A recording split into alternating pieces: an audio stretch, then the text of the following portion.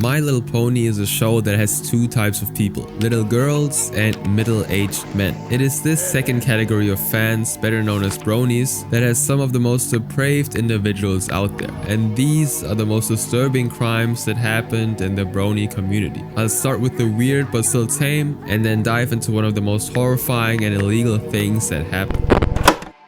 Most people who see My Little Pony are inspired to be more positive in life, but instead, the bronies use the show to justify fascism and mass murder.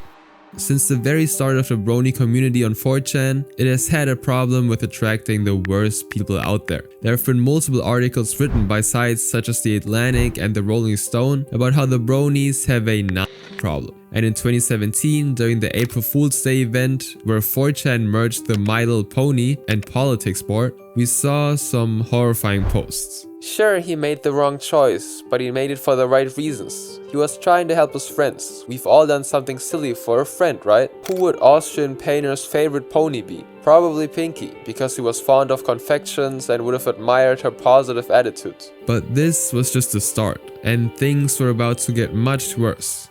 In 2012 on Tumblr, a user called ButtercupDo started making posts about how My Little Pony is a utopian society because it allows fascist ideals. And just over 7 years later, 2 years after the April Fool's Day incident, these writings had gained a cult following. And this actually led to the post being published in a book called My Nationalist Pony. Its description reads, "The cartoon series My Little Pony is beloved of little girls and grown men alike. In My Nationalist Pony, Brony blogger ButtercupDo gives a new rightist reading to My Little Pony, arguing that in addition to its wholesome stories of friendship and self-acceptance, the series is implicitly Eurocentric, pagan, and deeply conservative." And just to give you an idea of how horrible this book is, there are chapters such as Jesus Christ vs. Celestia and full Nazi. The book also has a chapter on Martin Luther King, where he says some really questionable things. He goes on to argue that Equestria, which is the fictional kingdom and the main setting for My Little Pony, Friendship is Magic, was a utopia because all the ponies were ethnically homogeneous, and they resisted the influence of foreign cultures. He also said in an interview of a white nationalist website that the show represents friendship-based European ethnocentrism, and the white nationalists loved every bit of it. Greg Johnson, author of the White Nationalist Manifesto, said this about the book. My Nationalist Pony, ButtercupDo's Tumblr blog on the most iconic children's cartoon My Little Pony Friendship is Magic, is a masterpiece of culture jamming. He reads the stories as allegories, teaching perennial truths about race, heredity, caste, differences, self-actualization, virtue, and the divine. And he does it all without a hint of irony. But while this was extremely weird, things got even worse as the next case actually drove a family insane. Holy shit, that's fucking cursed. Jesus, I wouldn't save that to my phone. This entire story revolves around the pony called Stellar Eclipse. It is the original character of Sylvain Nicolas Levasseur Portelance. Sylvain was born on July 9th, 1996, in Simcoe, Ontario, Canada. And right from the start, it was clear that there was something terribly wrong with him. Sylvain always had tremors in his body, even when he was just a baby. He started walking between 16 to 18 months of age, but would just constantly fall as if someone was tripping him on purpose. But as he grew older, he found out that he had spinal muscular atrophy type 3, and suddenly everything made sense. But it also meant that he was cursed to always struggle when it comes to day-to-day tasks like walking or climbing stairs. But his illness had one silver lining. He was approached by the Make-A-Wish Foundation and could have anything he wanted. And Sylvain was actually a longtime fan of My Little Pony. So for his wish, he chose to have a pony called Stellar Eclipse, who would be his own original character in the universe. Stellar Eclipse is a male Pegasus who appears in season 4 of the show. He walks with a wheelchair cart and appears as a trader of Discord-shaped lamps at the Rainbow Falls Traders Exchange. Since then, he hasn't had any other appearances, but Sylvain was extremely happy that he was able to be part of the show nonetheless. Sylvain's story is undeniably tragic, and considering this, most people would treat Stellar Eclipse with much more respect than any other background pony. But instead, as soon as the brony community saw Stellar Eclipse, they decided it would be good clopping material. And if you aren't familiar with the term, clopping is the Brony equivalent of playing with yourself in an explicit way. Some of the community members would go on to create heavy graphic content of the character, and when Sylvain's family found out about this, none of them were happy. This was Sylvain's one and only wish, and it was ruined in this way. Marie-Anne, Sylvain's mother, even posted on this issue. Sylvain is 17 years old, suffers from spinal muscular atrophy, and is a minor. Please remember that this was his pony, this was his beauty mark, this was his voice, and this was his wish granted from Make-A-Wish in DHX. He does not want his character defamed or degraded in any shape or form. Please be kind and see his pony for what he is, someone just like you and me. But unfortunately, this did nothing to stop them, and more explicit content just kept getting made. Eventually, the Levasseur family was forced to accept that this was the way of the Brony community and do their best to move on from the situation. Now, while this showed how insensitive the Brony community could be, the next case goes straight into illegal territory and could have caused people to be jailed. Do you want to go do this again? Probably not. This story starts at an innocent convention called the Bay Area Brony Spectacular Con. While most bronies and young fans of the show came for events like the Hoof Wrestling Rumble and panels like How to Draw a Pony, some visited the convention as vendors or to promote their own events. In BabsCon's vendor hall, a separate fandom convention, Sacramento's SAG Anime had set up a table to promote their own con. The SAG Anime table was run by the con staff and supporters, and according to BabsCon staff, they were located just 3 tables away from BabCon's own convention registration table. But when an 8-year-old girl ran up to the SAG Anime table asking if she could hide, the SAG Anime staffers quickly realized that things were seriously wrong. After the con, a woman at the table named Callie, who had a Tumblr account under the name Saint Cheshire, described the incident in a post. We met a little girl who was there with her family. She got a button drawn at our booth, told us all about her favorite ponies, and was overall just too damn cute. She had a My Little Pony lanyard filled with pins she's gotten in the vendor's room, and gave me a Fluttershy pin because she liked my cosplay. She ended up just hanging around with us for a while and being super cute. We call her Babby because she's 11 and precious. So far, this sounds completely normal and a great experience for Babby. But things were about to get much worse, as Babby was going to have one of the most horrifying experiences of her life. The next day, she runs up to the booth, terrified, and asks if she can please hide under our table for a few minutes. Turns out a dude had been following her around the con all day and tried to get her to come to his hotel room alone. She tells us she thought he was okay at first because he was wearing a My Little Pony shirt, but she didn't want to go anywhere with him, and he made her uneasy. At one point, after she'd refused, he grabbed her arm in the elevators and tried to get her to follow him. She ran and now just wants somewhere to hide. This girl was asked to come to the hotel room of an adult Brony, completely alone. There's no telling what kind of horrible things would have happened if she had really gone with him. But he wasn't about to give up that easily. We tell her, of course, hurry her behind our booth and station ourselves around her, because she's 11 years old, and all of us are prepared to physically attack the human trash heap who tries to with her. Eventually, this very large dude strolls by, very obviously looking around, and she quietly points him out to us. At this point, I'm ready to set him on fire, but when I ask if she needs me to go report him, she shakes her head. She doesn't want to get in trouble or make anyone mad. We see him a few more times over the course of the day, because he keeps meandering over to our booth and just casually looking around. Eventually, he actually stops to take a flyer from our table and asks us a question, and we coldly send him on his way. We start sending a co-worker with Babby whenever her parents aren't around, because otherwise she's not safe. Now, while the SAG Anime staffers protected Babby, they unfortunately completely failed to realize the implication of what Babby had told them. This man was a possible predator, roaming freely in a con filled with young little girls. And no one from the SAG Anime team alerted the BabsCon security that they had a predator on their hands. But they're not the only responsible party in this situation. A child can't just wander around a con on their own. So where were the parents during all of this? They actually knew that their 8-year-old daughter was being pursued by a child predator, and they still didn't do anything to protect her. According to the SAG Anime staff, the parents had been informed of the situation, but still allowed Babby to stay at the con despite the man stalking her. But eventually, Babby's mother sent a letter of clarification to BabsCon. Hi, I am Babby's mom. My adult daughter and myself have some physical disabilities, so it was a challenge to keep up with the kids.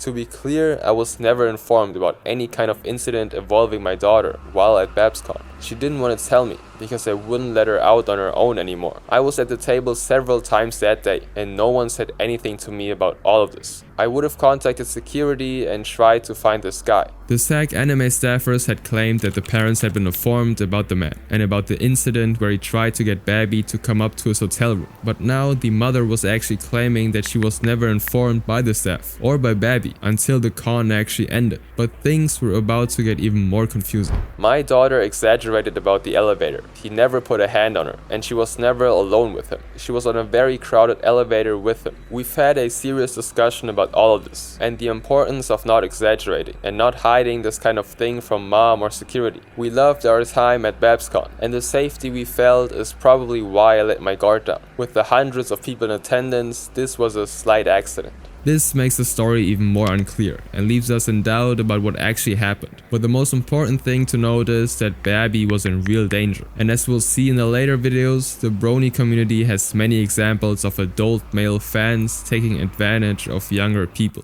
But while the man didn't succeed in getting Babby into his room, the next person on my list succeeded in getting a plushie into a world of nightmares. Having a waifu is one thing. Having a plush that you bring everywhere that you can hear talk to you is another.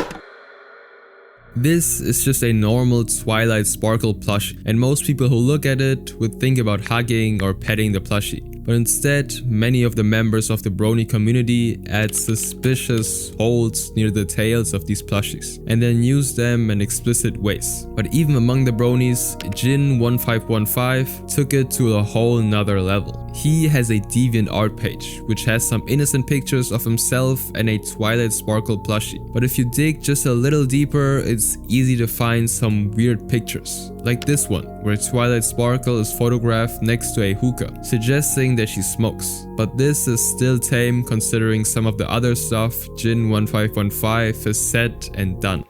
Around 10 years ago, Jin decided to write a long message to another user who went by the name of Kevin Sano. Kevin Sano is an adult material artist who mainly draws furry art. And the most important thing to note about him is that he gets explicit My Little Pony fan arts for his birthday, in addition to the ones he actually makes himself. Now, one of these fan arts featured Twilight, and when Jin saw it, he actually freaked out and made an extremely long post defending the character. In the post, he asked the artist to stop making adult content about Twilight and gave the following reason. The reason I asked this is that Twilight is my fiance and we're planning on getting married next June or July should everything go as planned financially speaking. And yes, I have actually found a wedding chapel that will let me marry someone that most people would consider a fictional character. Just to be clear, this is a fully grown man claiming that a Twilight plushie is his wife. In the post, he does have some ideas of how absurd all of this sounds, but he doubles down on just how real Twilight is to him. And I talk about her as if she is Twilight, because to me, she very much is. When I look at her, I see Twilight sparkle. When I talk with her, I'm talking to Twilight. When I hold her in my arms and kiss her, there are no doubts in my mind that it's the mare I love, whose lips are pressed against mine.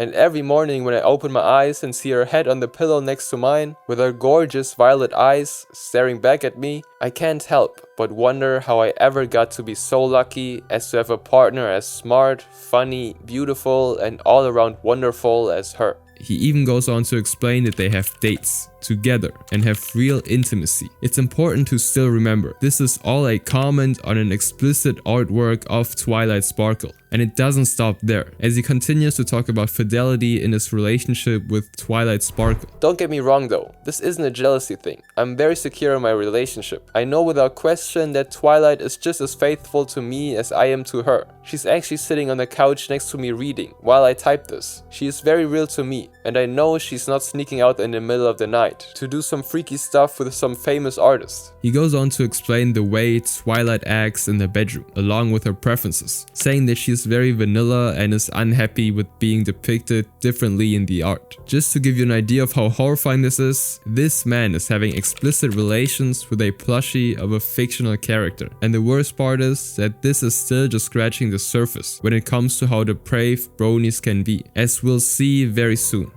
Now let's take a deep dive into the worst of the worst, people who actually committed crimes. This next person on the list was taking advantage of a 14-year-old. I went to the basement and then my mom came down with me to the basement because she doesn't want me to be famous on YouTube. She wants me to have a job, and I don't want to have a job. I want to be a news. Herbert Kenneth Huachaka was born on January 11, 2005, and though he showed great promise during his youth, he's currently unemployed and lives with his mother. He often goes by the nickname Timmy, but unlike most unemployed 20-year-olds, Timmy actively advocates for doing explicit things with young people and animals. But before we get into that, we need to understand his Brony persona. Danceburst is a copy of the character called Sunburst, and instead of accepting that it's a copy, Timmy actually made a whole timeline to fit his character into the show, and he genuinely believes that there are portals in this world that lead into the world of My Little Pony. According to him, Danceburst is Sunburst's brother, and he's traveled to him multiple times. On these travels, he's an upstanding citizen and does brotherly things with Sunburst. But as with most illusions, he keeps the details of these travels vague, so he can keep believing in his fantasy. He also actually believes that he is an actual pony. He refers to himself and others as ponies, and also calls their hands and feet hoofs. He's also a heavy advocate for Zuf, which is how he justifies his love for these ponies. But it gets even worse, where he goes as far as to say that children are capable consenters. He mainly actually got into the spotlight when a user called Tibbles made this post. Hey, I wanted to formally announce, I don't accept in my space. Hate them. I would have my ass handed to me in the community guidelines if I said everything I think about them. In no uncertain terms, perish. At this point, most people would simply respect her wishes and move on. But instead, Danceburst decided to post a video about it. The now private video titled Danceburst Debunks the Immorality of is over 25 minutes in length and goes over the disgusting reasons why Danceburst thinks that is justified. And the thumbnail of the video was a dog licking peanut butter off of a pony character, and it just clearly showed just one sign of how deranged Danceburst was at this point. But the contents of the video were even worse. He categorizes this video into two parts: why Zuf is not morally wrong and why Zuf should be legal. Starting with the first part, this is what he had to say. Why is that any different than eating an animal? I'm not against people eating animals. The anti-zoo reply that we have to eat animals for nutrition, and even if we didn't, vegan stuff would be more expensive. But what if this weren't true? Here's my main claim. Even if all humans had readily available 100% nutritious bland tofu, it wouldn't be wrong or immoral for a human to hunt and kill an ostrich, either because they like the taste of its meat or because they enjoy the thrill of the hunt. It's clear that Danceburst put extensive effort into this video and presented himself as a philosopher trying to explain a complex argument, but all the information he presents in the video is just extremely horrifying and warped. A few minutes later in the video, he tries to prove that a human's pleasure is more important than an animal's bodily autonomy and mental well-being. He goes as far as to say it's an insult to God not to engage with animals, because in the hierarchy of beings, humans are above other animals and should be able to enforce their will upon them. According to him, emotional damage is not based on morality, so violating an animal causes less harm than killing it. And since killing animals is perfectly okay,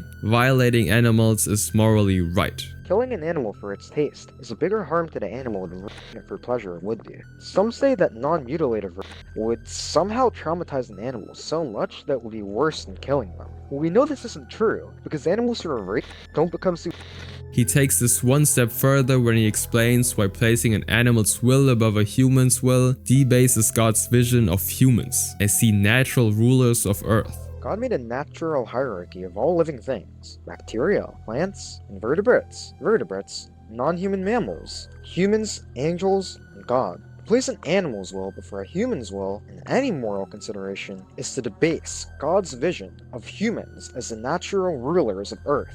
Once he uploaded the video, he was quickly met with a lot of backlash, especially for his horrifying views regarding the but he always used some random argument to deal with any criticism, like this one. But it gets even worse. I already stated earlier that he refers to himself as a pony, and it unfortunately doesn't stop there. He also refers to women as mares, which is an adult female horse. And most disturbing of all, he refers to children as foals, which is a young horse. And in this Twitter post from July 2024, he acts like the ponies are real people and says some disturbing things. My condolences to the husband. You gotta keep your mares in check. Stallions. Technically no husband. Missy along with my other cuties are from the king himself. He does like to be tied down to one, it seems. Would you like to see all my sweet babies? As Liam's royal inspector, I demand you present these cute foals to me for an official inspection. And the replies just get even worse. When someone simply typed No. Dan Spurs responded with, What kind of reply is that? Did you type it with one hand? I don't understand why you think you can do anything about my foal. Equestria doesn't have the same draconian age of consent laws in this dimension's human world. You'd know if you'd portaled there like I have. But his disgusting activities don't stop there. On July 25, 2024, he defended MAPS, otherwise known as minor attracted people. These people say that the minor was grouped into doing what? Being platonic friends? This buzzword's used so often, it loses its meaning. Gets watered down to acted somewhat creepily, like gaslighting, being watered down into disagreeing, lying to me. And he did make another huge post defending a person who took advantage of minors. Sawtooth was a self-proclaimed MAP and had taken advantage of a 14-year-old, which led to psychological trauma for the girl. Let's look at this post that you sent. In her supposed expose of Sawtooth waves, she said that she was the one who told Sawtooth that she had a crush on them. Why? Why would you do this and then make an entire spiel about him being a predator when you really told him that you had a crush on them? But there's still more. Worst of all, the infamous Brony went on to take advantage of a 14-year-old himself. This was actually kept under wraps, and all that is known is that it happened on a Discord server. He managed to get the girl to agree to come over to his place without her parents' knowledge. Luckily though, he was caught before the meet could happen, but the current state of the girl is now not known. Now this next case gets even worse. It's probably wrong of me to be attracted to you, but I can't help it, as long as it's kept quiet and as long as you're comfortable. Is that okay? Unlike Dan Burst, who wasn't popular at all, Mando Pony was famous in the community before his crimes even came to light. Mando Pony, otherwise known as Andrew Stein, was a rock musician who made many songs and got a decent amount of views. His songs ranged from Five Nights at Freddy's to songs for gamers, along with My Little Pony. He started experimenting with chiptune music for the show back in 2011, with chiptune being a type of music that has the same vibe as old video games. It began with him restyling the main theme song before going on to more original tunes. And he would actually hit his peak with Five Nights at Freddy's. And it's easy to assume that after a few unsuccessful years, he would just move on. But instead, he continued making videos and interacting with members of the My Little Pony fandom. Now at this point, he's a married man, and while he isn't hugely popular, he is loved a lot by his fans. But everything changed once an account named Exposing Andy Stein was created. Created in July 2020, this account started to post horrifying screenshots of Andy texting younger people. And it becomes even more disgusting when you realize that Andrew Stein is again married. Unfortunately, the account that had all of the information no longer exists, and I couldn't even find it with the Wayback Machine. But I was able to find the details of one particular victim who was aged. This victim was extremely important because she had proof that it was actually Andrew texting her and not someone impersonating him, primarily because she had exposed pictures of him. I've been meaning to say, yeah, thank you for keeping all of this private. It is probably wrong of me to be attracted to you, but I can't help it. Just as long as it's kept quiet, and as long as you're comfortable, is that okay? And it won't progress beyond just flirts and lewd moments, lol. Yeah, it's really no issue for me. I respect your privacy like you'd respect mine. Now once this case came forward, many other women in the community also posted disturbing screenshots of their interactions with Andrew. Just to give you an idea of how horrible this guy is, one of the victims was as young as years old when she was preyed on by him. She was also homeless at the time, making it even worse. This was the snapshot that Andrew Stein gave me, and the account he used to send explicit pictures. I was homeless, scared, and lost. And you took advantage of that, of you being my idol, telling me not to tell anyone. Now, while the screenshots themselves aren't enough to prove her story, the Twitter account has a lot of tweets of her worshipping Andrew, and it's clear that this wasn't one-sided, since he liked one of her posts too, but unfortunately he deleted all the proof that the girl had. This was the only thing saved in the DM so far, everything else was deleted. In another incident, he flirted with a year-old and even drew explicit pictures of her. He kept sending me pics and stuff, and his explicit art. I eventually told him to stop sending it to me, as I felt really uncomfortable, and you know, it's not really my thing. But that's not all he would send. Oh, also explicit drawings that followed my smut scene. But it gets even worse, as the account made another post explaining exactly what drawings were being talked about. Some of Andy's art, 3 of them including the 15-year-old victim. The last image includes him, the girl, and Nathan Sharp as furries on stage, with Nate daring the girl to kiss him. And no, Nate did not consent to this drawing. To give you some context, Nathan Sharp is another singer in the gamer music scene. He and Andrew worked together on a couple of songs, and apparently that gave Andrew the right to draw Nate however he wanted. It's clear as day that Andrew Stein was using his position as a somewhat famous music creator on YouTube to take advantage of these younger girls. But while all of this was coming to light, Andrew was already planning a way to get out of this predicament. He suddenly made a comment about his mental health and then silently closed all of his accounts. He would also go as far as disabling comments. After speaking with my therapist, psychiatrist, and more, I'm stepping away from social media and any spotlight. I am not well. I am seeking help. My family and friends are supporting me until I'm healthy. I wish you all peace and joy. Thank you.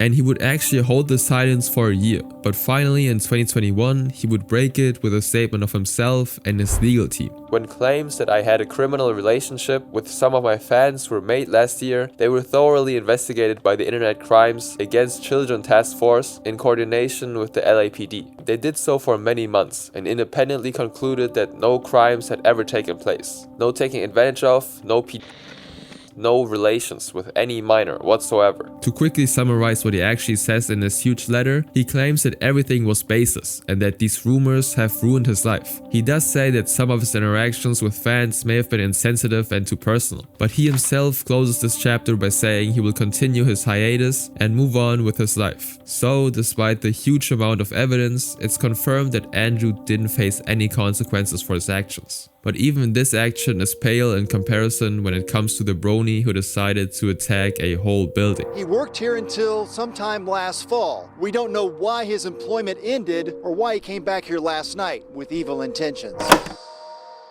It's April 15, 2021. 19-year-old Brandon Scott Hall, a former FedEx employee, enters a company building with a rifle. And just a few minutes later, he would pass away inside that building. But to understand how he got there, we first need to look at Brandon's life leading up to this moment. Especially considering the fact that this wasn't even the first time that he was publicly problematic. But we'll get to that in just a minute.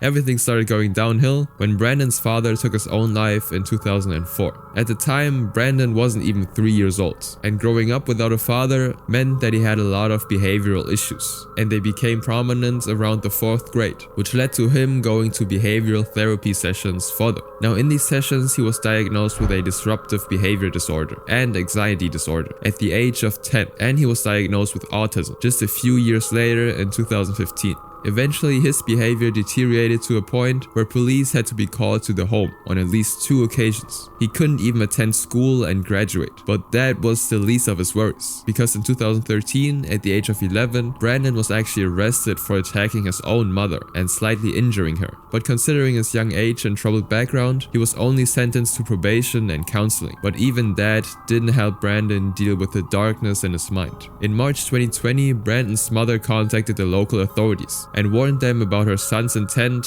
to pass away by a cop and his purchase of a shotgun the day before. Police quickly responded to the home and took him to the hospital, and while being placed in handcuffs, Brandon told the officers to turn off his computer since he didn't want anyone to see what was on it. Now, luckily, an officer who had gone upstairs to seize the shotgun observed what he identified as white supremacist websites on Brandon's computer. This, combined with the severity of the incident, caused Brandon to be placed in an immediate detention mental health temporary hold by the Indianapolis Police Department, but he was actually released less than 2 hours later. Now, just a month later, in April 2020, the FBI questioned Brandon about the websites. But unfortunately, the investigation was later closed due to insufficient evidence of any criminal violation or a racially motivated extremist ideology. This meant that Brandon was a free man, even after all of this. He could do whatever he wanted.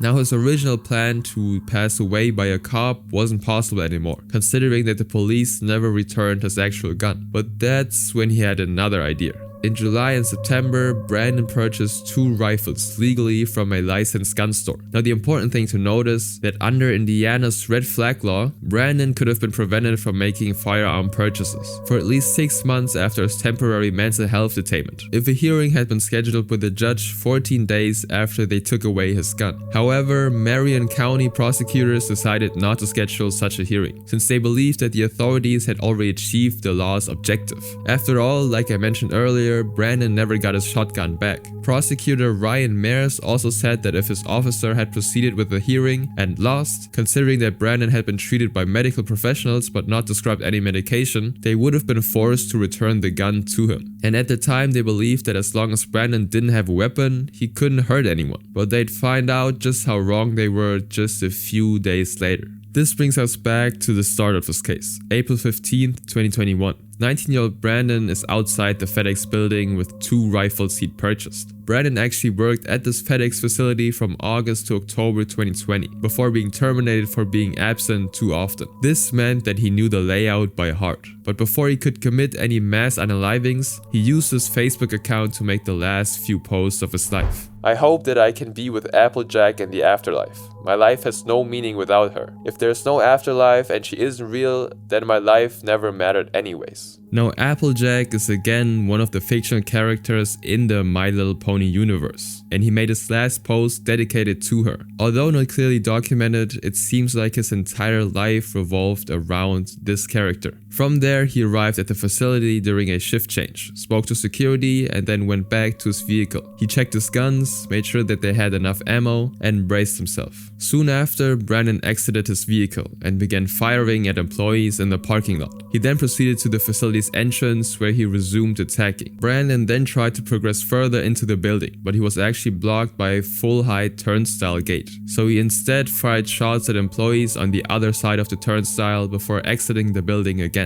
Then in the parking lot, he repeated history. Now a different employee actually fired at Brandon with his own handgun, but missed. And eventually Brandon was satisfied enough and walked back into the building to end his own life there. The attack lasted less than 4 minutes, but the damage was already done. There were 9 fatalities in the attack, including Brandon. In the end, the FBI concluded that the attack was an act of taking his own life and murdering people, intended to demonstrate his masculinity and capability while fulfilling a final desire to experience taking the lives of others. Now that leaves us with one major question though. Why was he talking about Applejack right before the attack? After the incident, the authorities found his laptop, which contained the answer to this question. According to the Wall Street Journal, which cited internal memos circulated by Facebook in the wake of the attack, the gunman primarily used his Facebook accounts to discuss his love for My Little Pony: Friendship is Magic, a children's cartoon series featuring magical ponies. Adult fans of the show are often referred to as bronies. The gunman posted about his love of a tawny pony named Applejack, one of the main characters of the franchise, less than an hour before the rampage. The gunman also reportedly had a history of posting far-right content, such as a meme suggesting Jesus had been reincarnated as an Austrian painter. So Brandon was a big part of the Brony community, which explains his love for Applejack, and the community also gave him an environment where he could post far-right content, which we saw in the very first case. All in all, Brandon had a bad start with losing his dad at a young age, but being part of the Brony fandom most likely made things worse. But even this can't compare to the next case on our list, which is probably the most horrifying one. What's going on here? Like,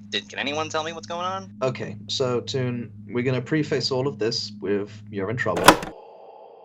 Since the rise of My Little Pony and animation content as a whole, YouTube has become home to a number of channels that discuss and criticize this very content. One such channel was made by Zach, better known as Toon Critic Y2K. He created this channel on May 3rd, 2012, and he could have not made it at a better time, since this was when the Brony community went from being a niche 4chan subculture to a full-blown fandom. However, while we do know that Zack got extremely popular at one point, all of his YouTube content has been wiped off the face of the internet. Not much information is available on the Internet Archive either. However, from the few archives that do exist, we know that in 2014 he'd garnered over 3,000 subscribers, and in 2015 he was making $170 per written review or vlog on Patreon. We also know that by 2017, just 3 years later, he had 17,000 subscribers, but often struggled to break 1,000 views on a video. Now it's clear that Jack didn't achieve the same level of success as other creators, and couldn't have been making his primary income from his YouTube channel. However, he was still extremely well connected with other Brony creators, and was part of a big Skype group called the Rift Cafe, which describes itself as a collaborative storyline made up by the Brony analysis community. The Rift Cafe is a meeting place beyond any other realm, where creatures from all walks of life can come to have a drink or relax for a while. Residing within the Rift, this cafe had its humble beginnings as a Brony Skype group, dubbed the Commentary Collective, later renamed the Rift Cafe, and over time evolved into a shared lore between multiple YouTube channels. And we get some more details about Toon Critic from his page on the Rift Cafe wiki, such as illustrations of his Brony character and backstory behind it. Toon Critic Y2K is a red Pegasus pony. He's often referred to as an edgelord as a result of his famous red and black color scheme. After doing battle with his alter ego Cartoon Z, Toon's body was forced to regenerate. He sports a leather jacket, goggles, and a goatee. Now apparently his alter ego Cartoon Z took over his channel from time to time to terrorize others in the Brony analysis community. And because of this he would gain horse fame, which is the Brony equivalent of being a celebrity. And this meant he would take part in popular group projects such as a series called TF2 Analysis. Now this series was a strange crossover in which various creators from the community interacted with each other in the world of the Valve game Team Fortress 2, but every character is still a pony. It has an ongoing story and lore, and the first episode has over 500,000 views. But beneath the exterior of a somewhat famous Brony YouTuber, Zack's behavior was becoming erratic. After all, his fame came from trying to psychologically break his fellow creators and friends.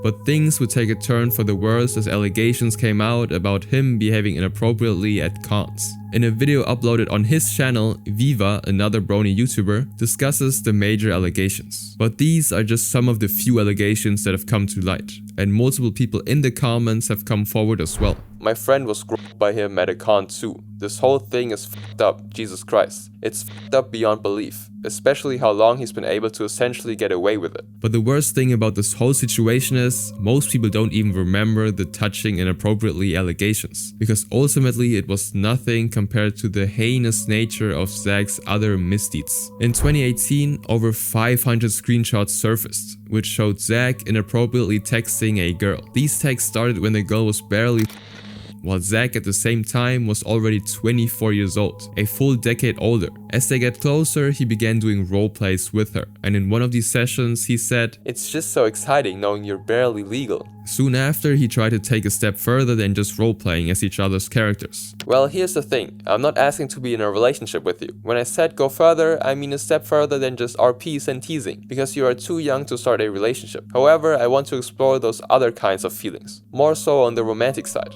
Do you get what I'm saying? I want you to know this is all okay, and I want to help you understand all this, but only if you want to go a little further. He's completely aware of the 10-year difference, but at the same time just doesn't stop interacting inappropriately with this girl, and even develops feelings. Is it weird that I'm attracted to you? Like in what way, if I may ask? Okay, like attracted in the mental and emotional sense. Hey, I'm flattered, really. It's just that for one thing, the 10-year difference, man. XD, I think you're a really great friend. Yeah, a 10-year difference. XD. But he doesn't stop at texts, going as far as trying to meet with her in real life. Also, a random little thing I realized, if you're serious about what we can get away with, if I was ever able to meet you in real life, via a con or any other visit, you'd technically take my first kiss in that regard. Oh, how so? Well, I do remember you saying that you wanted to do something like that some time ago, if that's ever possible for me to go to a con, which I'm praying for at this point, XD, and me being completely alright with it, don't think I'd forget that kind of stuff. Fair enough, I think it'd be pretty interesting having you all to myself in a hotel room. I must admit that you're making me morbidly curious about what you would do if that area were to come up. Do you actually want to know?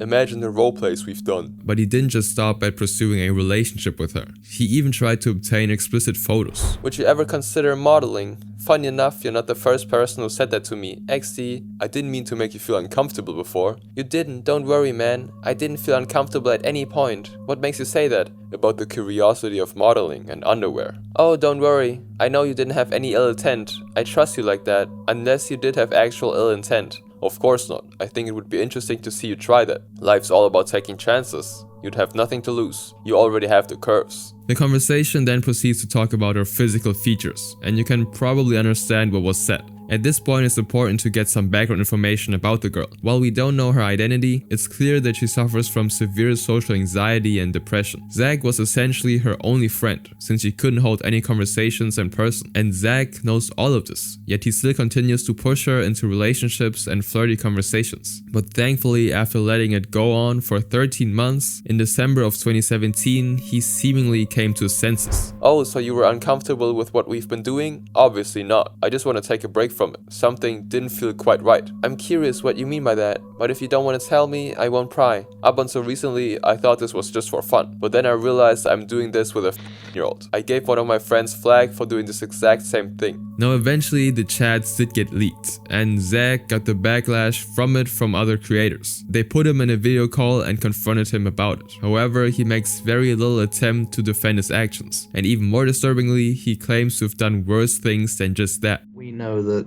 we have a lot of solid evidence and concrete proof that you are, or at least what you have done, is people.